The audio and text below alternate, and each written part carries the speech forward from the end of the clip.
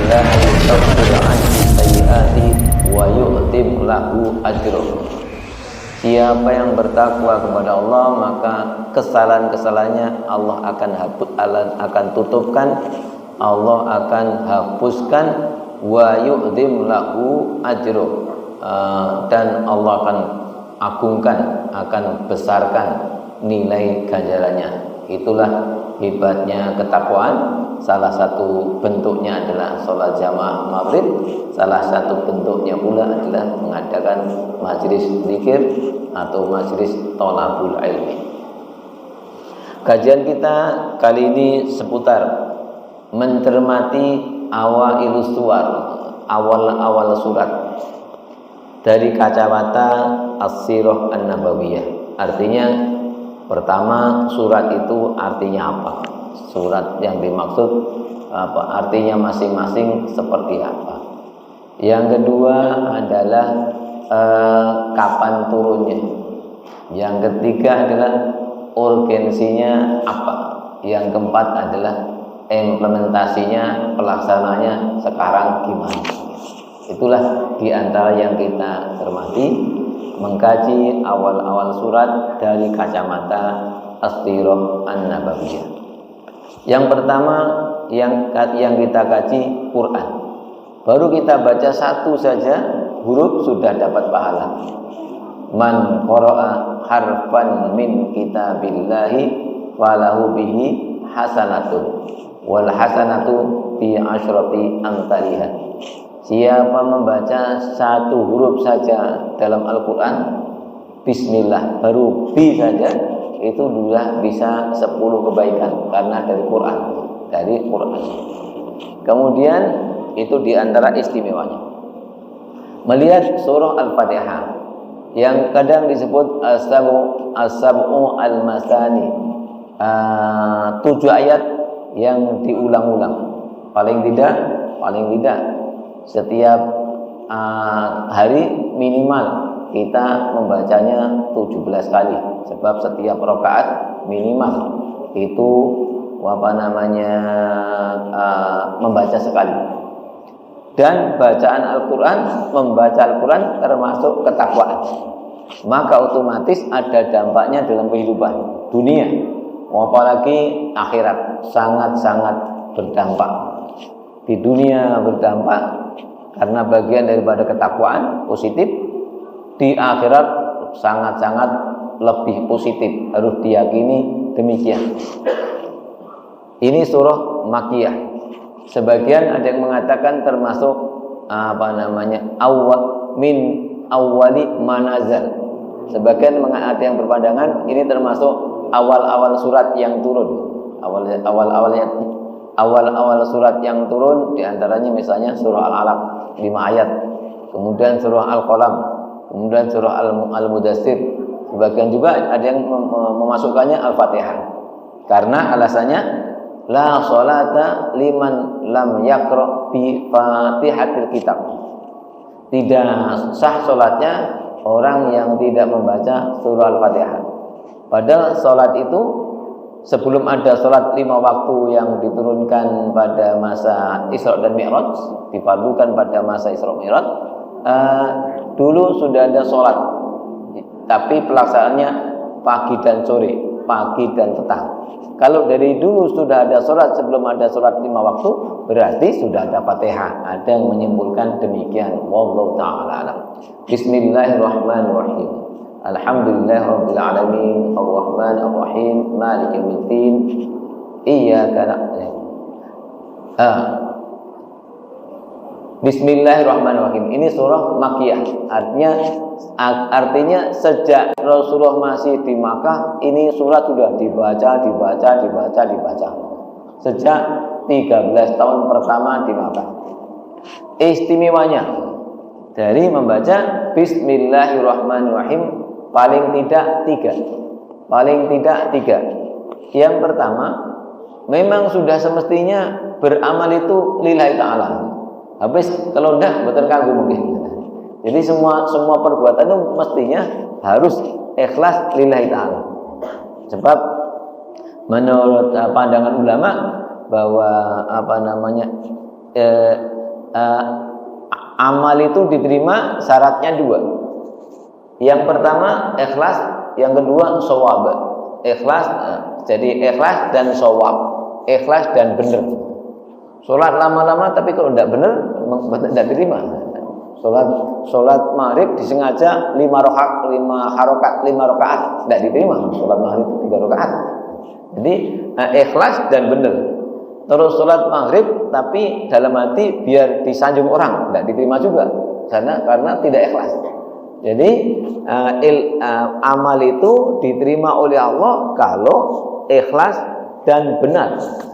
Sholat kalau ikhlas dan benar, membangun rumah tangga kalau ikhlas dan benar, membangun masyarakat kalau ikhlas dan benar, membangun negara ikhlas dan benar, baru diterima oleh Allah.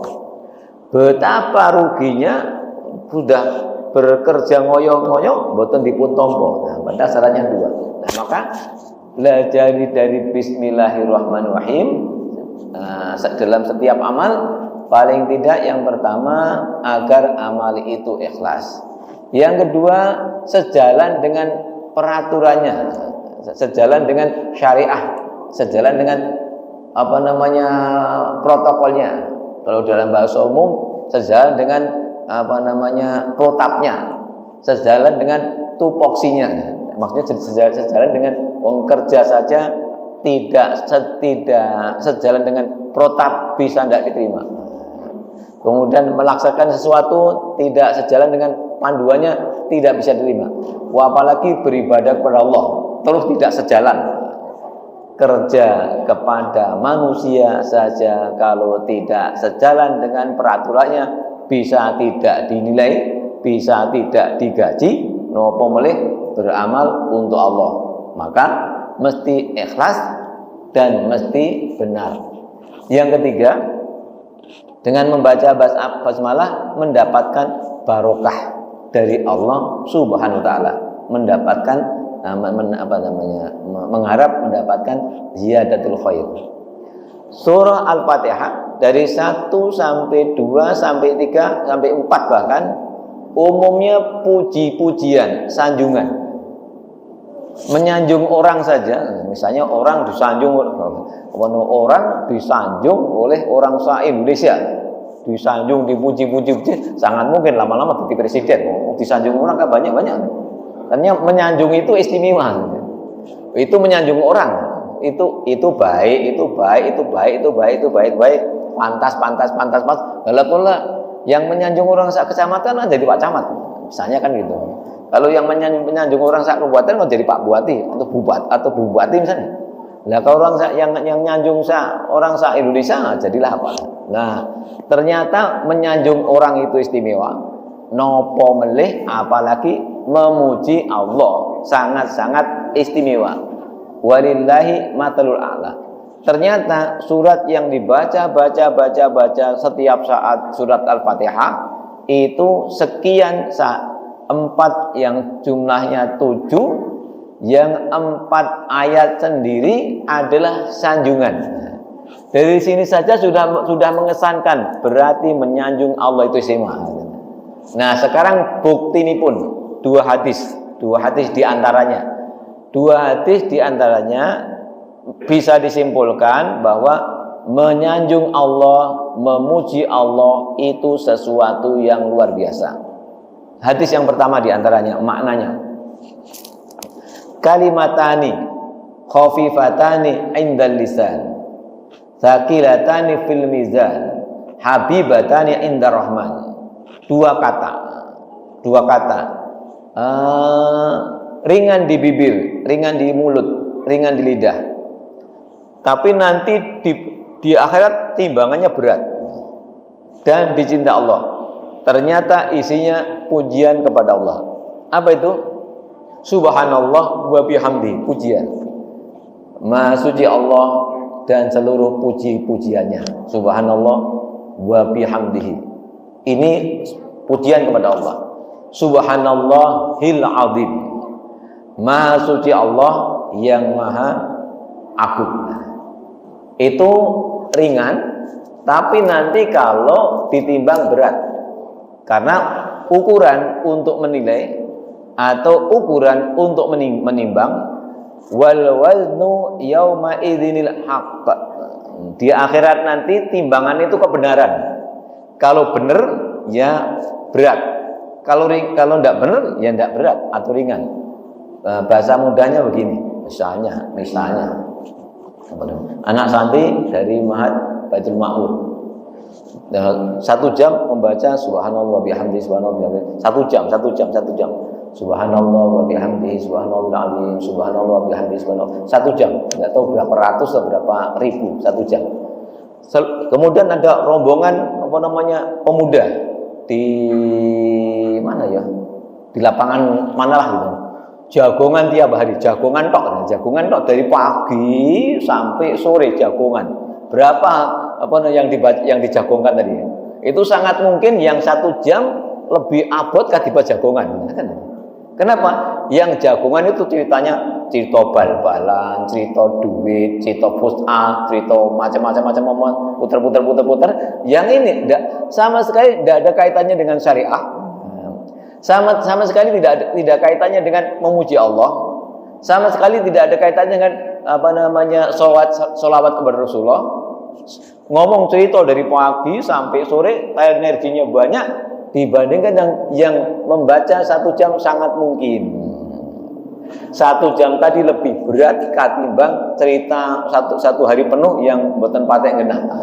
Itu dasar pertama.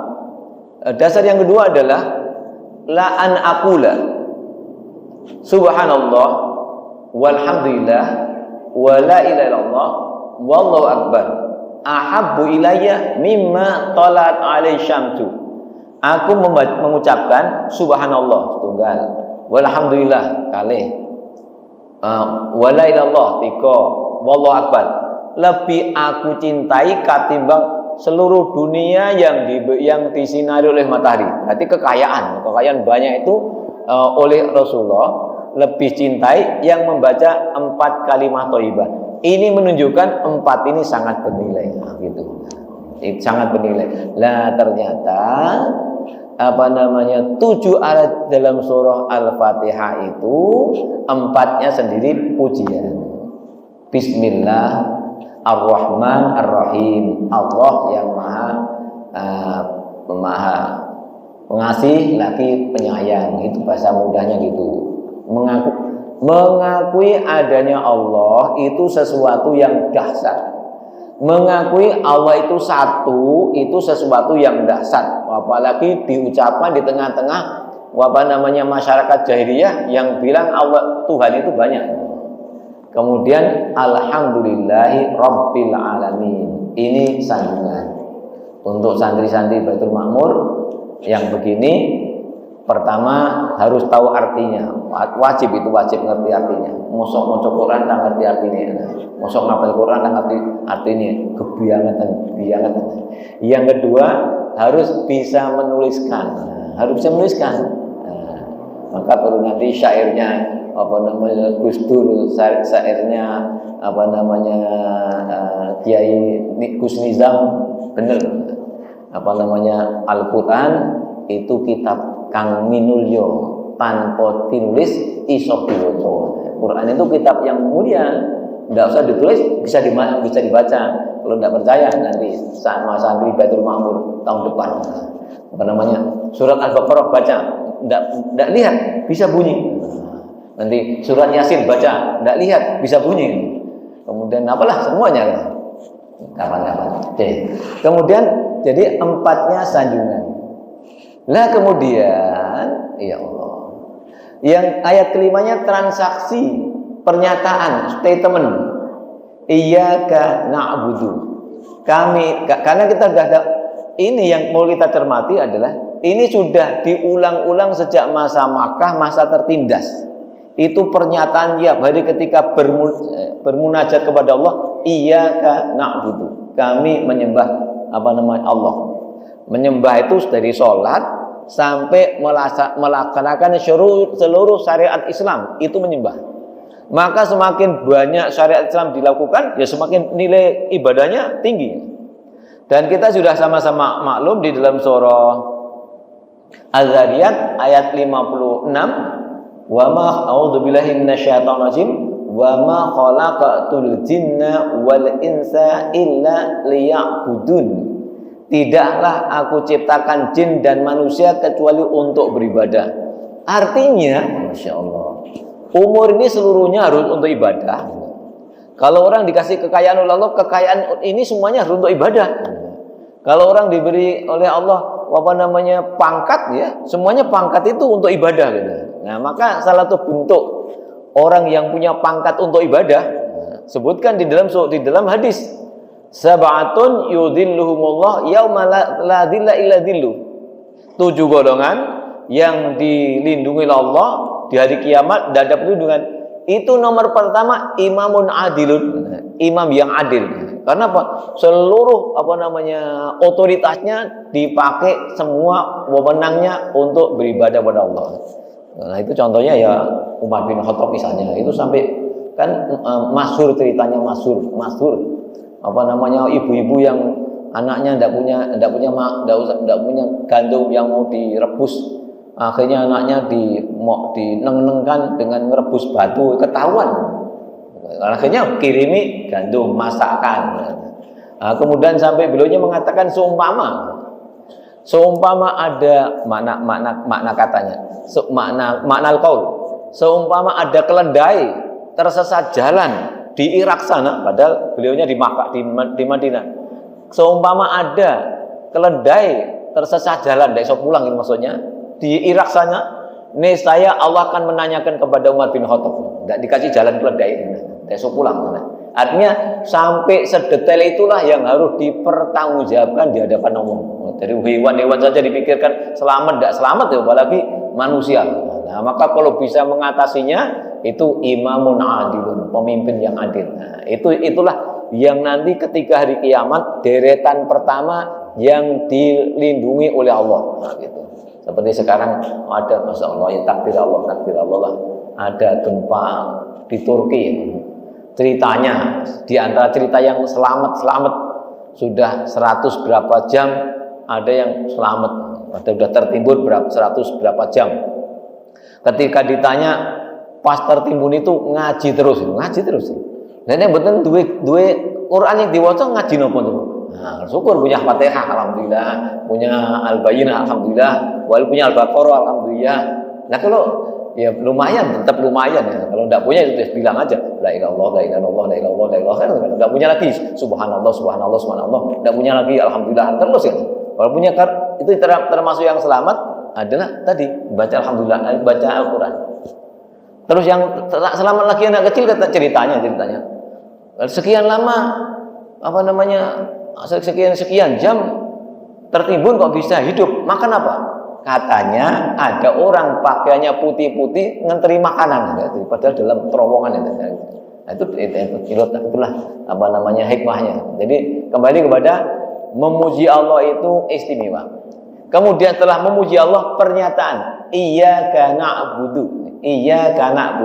Nah, disebutkan kata Abdullah bin Mas'ud, addi maftaradallahu alaika takun a'badan nas.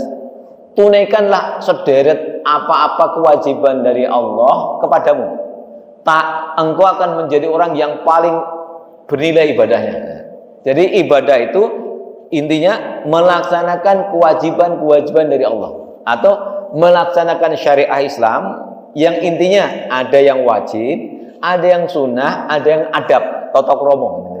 Sebenarnya misalnya asalnya kita ini kalau sholat untuk bapak-bapak cukuplah, yang penting pusarnya sampai dengkulnya sampai bawah lututnya ditutupi, itu udah boleh untuk sholat.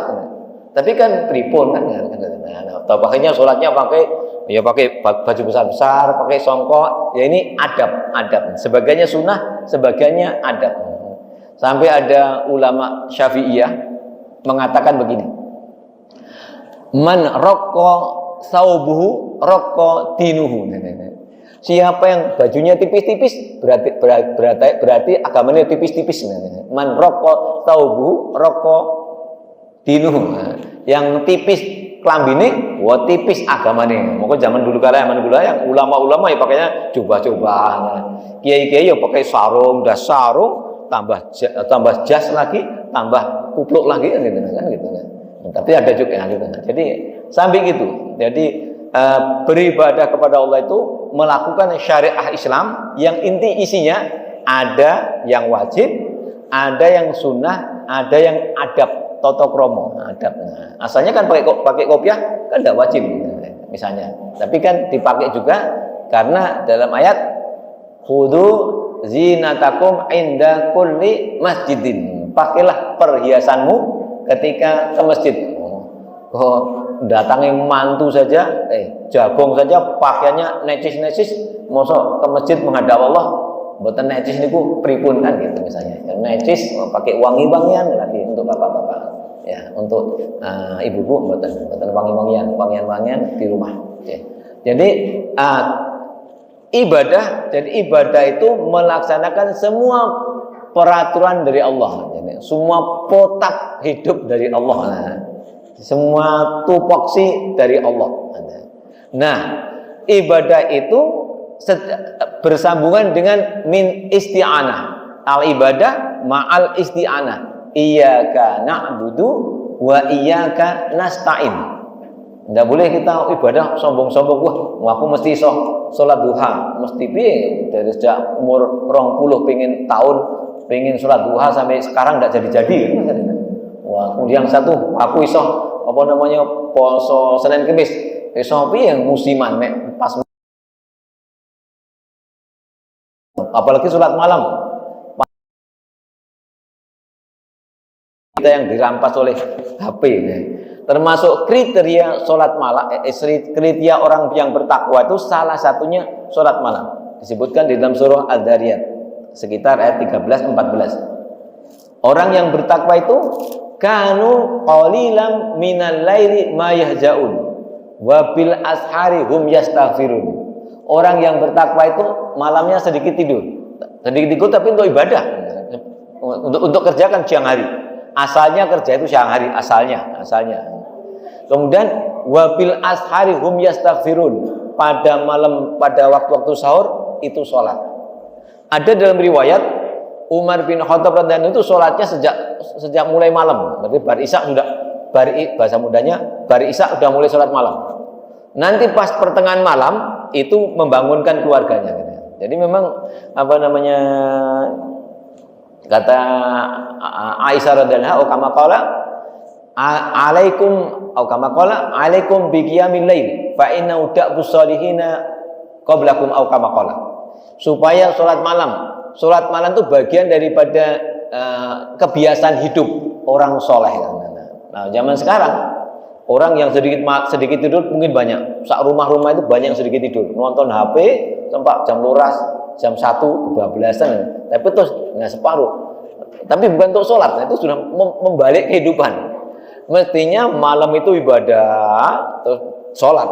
Sekarang malam HP kebablasan sampai subuh produk kebablasan. Itu disetir dari jauh, bikinkan HP yang bagus. Wah, akhirnya malamnya keteteran, subuhnya juga mulai keteteran. Maka yang namanya beribadah kepada Allah kedah mawi dongo.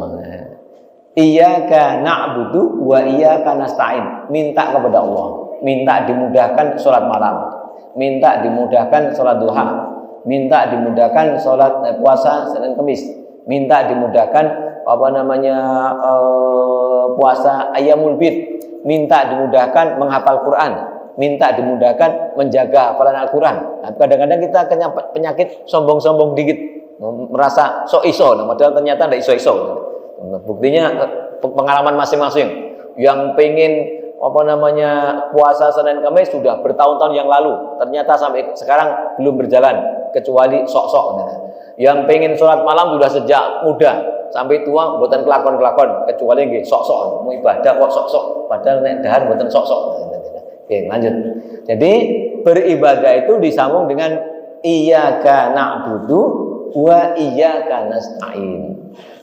Yang memerintahkan ibadah ya Allah, tapi kita juga harus meminta tolong kepada Allah agar dimudahkan dalam beribadah. Ngeten ya Allah. Sampai seorang sahabat naminipun Mu'ad bin Jabal. Suatu masa Mu'ad bin Jabal dipun dangu dening Kanjeng Nabi kita Muhammad SAW. Ya Mu'ad, bahasa mudanya ta'al. Terus dipupuk ngeten, dipupuk. Ya Mu'ad, inni uhib kama qala. Ya Mu'ad, inni uhibbuka. Ya apa namanya? Ya Mu'ad, saya cinta kepadamu karena Allah. Saya senang kepadamu karena Allah, lillahi ta'ala. Terus Rasulullah pesan kepada Mu'ad bin Jabal, la tada tuburo kulli sholatin takul, setiap bar sholat ojo lali dungo. Apa dunganya? Allahumma a'inni ala zikrika wa syukrika wa husni ibadatik. Ya Allah, tolonglah aku untuk dapat mengingatmu, kemudian ala zikir, dan untuk dapat bersyukur kepadamu, dan untuk dapat memperbaiki ibadah kepadamu. Nah, ternyata tiga-tiganya ini wajib. Mengingat Allah wajib, bersyukur kepada Allah wajib, beribadah wajib. Ternyata yang wajib-wajib itu Rasulullah membimbingnya ngangge ndonga, Allahumma a'inni, ya Allah tolonglah aku untuk memperbaiki tiga-tiganya itu tadi. Ini menunjukkan bahwa diusahakan setiap beribadah kita berdoa kepada Allah Subhanahu. Nah, kemudian ternyata ibadah itu melaksanakan syariat, melakukan berarti lebih banyak ilmunya tentang syariat, maka akan lebih luas ibadahnya. Nah, misalnya syariah bab ngurus anak yatim. Nek mboten ngerti, ada anak yatim dibiarkan saja. Mboten ngerti soalnya. Bab mengurus orang miskin. Nek mboten ngerti dalile, orang miskin dibiarkan saja.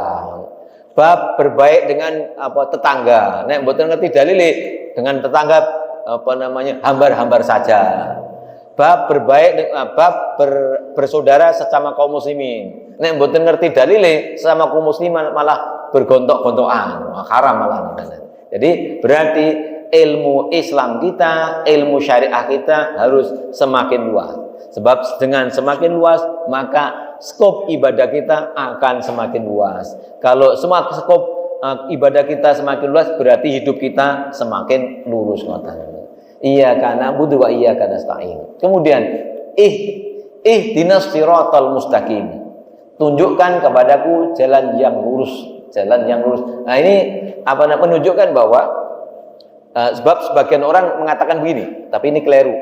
Itu orang Islam, dia tersesat. Buktinya setiap sholat minta ditunjukkan jalan. Ini menunjukkan dia tersesat. Maksudnya enggak gitu.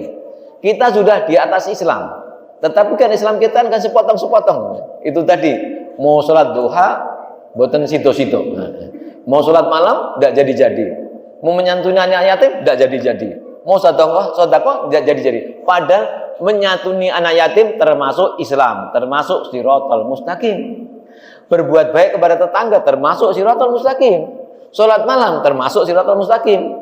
Salat duha termasuk shiratal mustaqim, karena shiratal mustaqim itu Islam. Nah, maka memintanya ini supaya hidayah kita setiap hari semakin tambah. Jadi ya peduli keluarganya, ya peduli saudaranya, peduli tetangganya, peduli umat Islam, sampai otomatis peduli negarane kan ngoten, kudune ngoten niku. Nah, iyyaka na'budu wa iyyaka nasta'in, ihdinas siratal mustaqim. Siratal ladzina an'amta 'alaihim. Jalannya orang soleh. Jalannya orang soleh. Nanti yang disebut orang soleh termasuk adalah jalannya orang yang diberi nikmat oleh Allah, minan nabiyyin wasiddiqin wasuhada wasolihin. Semuanya orang soleh, tapi dikelompokkan menjadi 4. Jalannya orang baik itu sekawan. Minan nabiyyin, para nabi itu baik. As-siddiqin, orang-orang siddiqin seperti Abu Bakar As-Siddiq itu baik. Wasuhada, orang yang hidupnya sampai berjuang untuk Islam sampai terbunuh itu baik. Wasolihin, soleh itu adalah orang yang taat. Jadi amalun soleh itu amalut ta'ah. Amalus soleh, amalun soleh, amal soleh itu amal taat kepada Allah. Amal taat kepada Allah.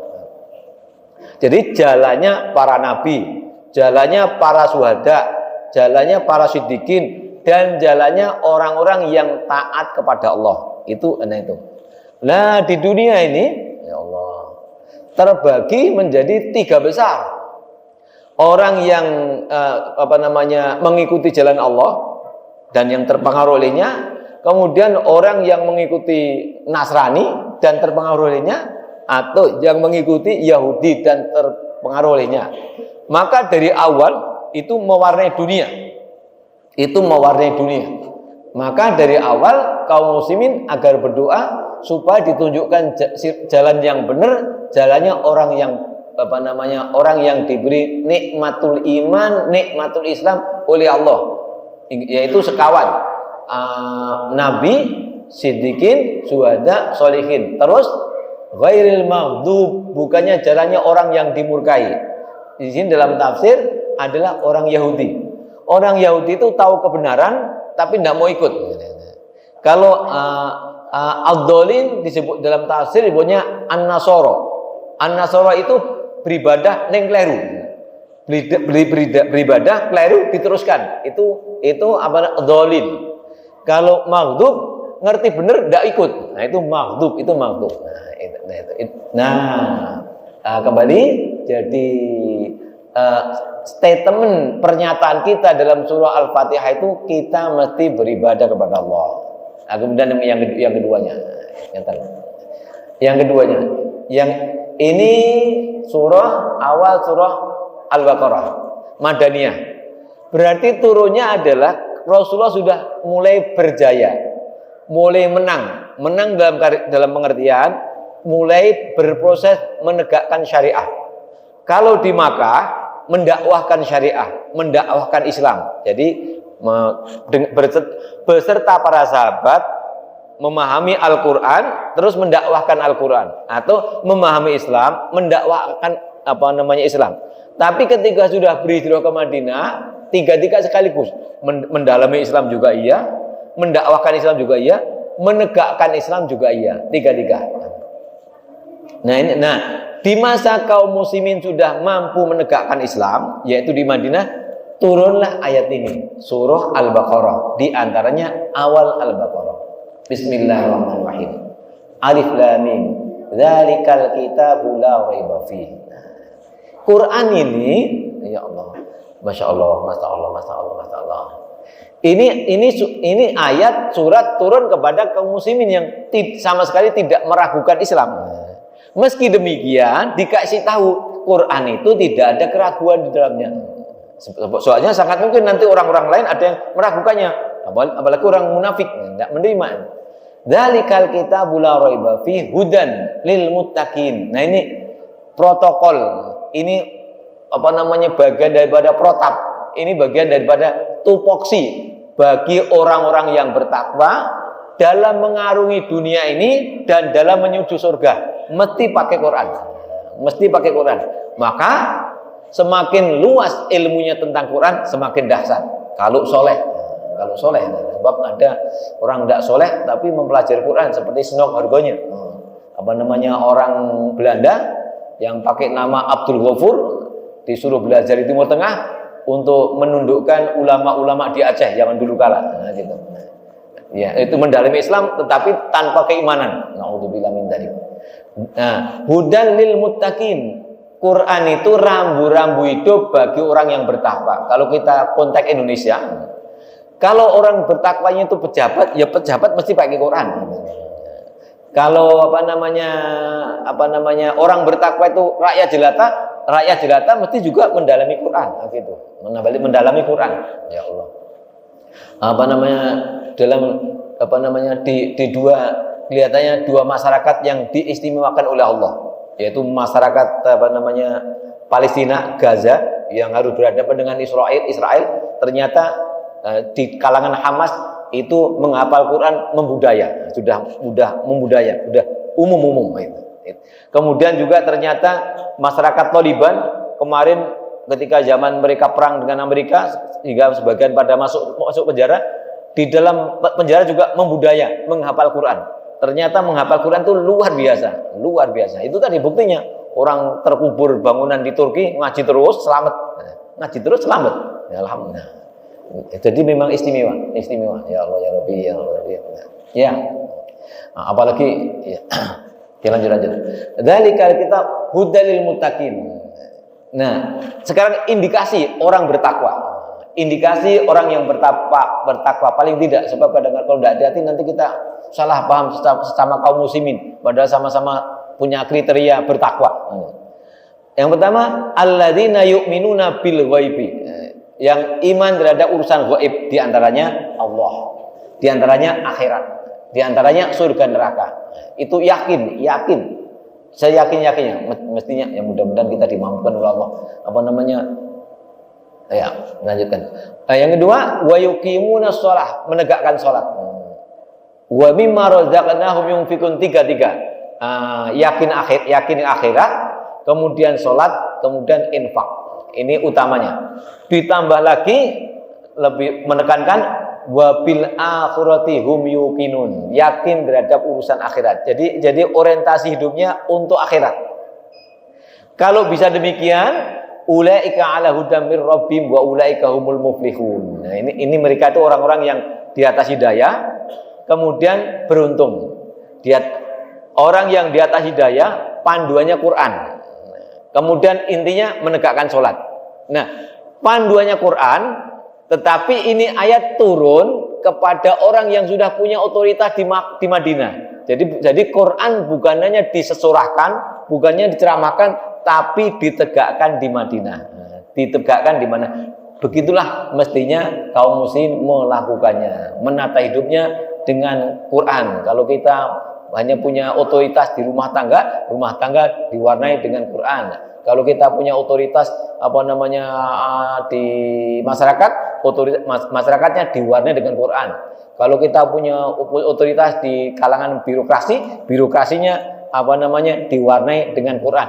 Dengan demikian berarti hidup kita ini dibangun di atas Quran, maka sangat layak untuk disebut sebagai amanu wattaqau, beriman dan bertakwa. Walau anna ahlal qura amanu wattaqau la fatahna alaihim barokati minas sama'i wal ardi. Berkah akan turun dari langit dan bumi, sehingga Rasulullah berjuang dari Madinah 8 tahun saja sudah jazirah Arab tegak Islam. 8 tahun. Itu menunjukkan bahwa hidupnya penuh bertakwa. Mudah-mudahan kita bisa menapaktilasi jejak kehidupan orang-orang yang bertakwa, di antaranya adalah Rasulullah dan para sahabat ridwanullah alaihim. Demikian, subhanaka Allahumma wa bihamdika asyhadu an la ilaha illa anta astaghfiruka wa atubu ilaik. Walhamdulillahirabbil alamin. Assalamualaikum warahmatullahi wabarakatuh.